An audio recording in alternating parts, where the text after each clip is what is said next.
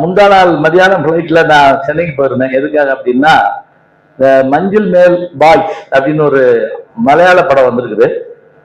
என் நண்பர் கமலஹாசன் அவர்கள் எனக்கு ஒரு அழைப்பு கொடுத்திருந்தாரு, நீங்க உடனே வாங்க அப்படின்னு சொல்லிட்டு. அது என்ன அப்படின்னு கேட்டீங்கன்னா, நீங்க இப்ப எல்லாம் படம் பார்த்துருங்க.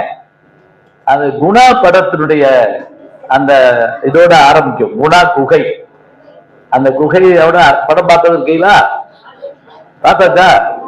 நேற்று பார்த்தீங்களா? சரி, நான் முந்தானால பார்த்தேன். இப்ப சரி, அதுல அவரு நான் இப்ப அழைச்சோட நான் போயிருந்தது எதுக்குன்னா, எல்லாரும் வந்திருந்தாங்க. குணா படத்தினுடைய இயக்குனர் யாரு? சந்தான பாரதி அவர் வந்திருந்தாரு. அதே போல கமல் சாரு, நானு, இந்த படத்தை இயக்குனர் சிதம்பரம் அவர் பேரு, அவங்க கேமராமேன், நான் படத்தில் நடிச்ச ரேகா அவங்க, சுகாசினி மேடம், எல்லாருமே வந்திருந்தாங்க.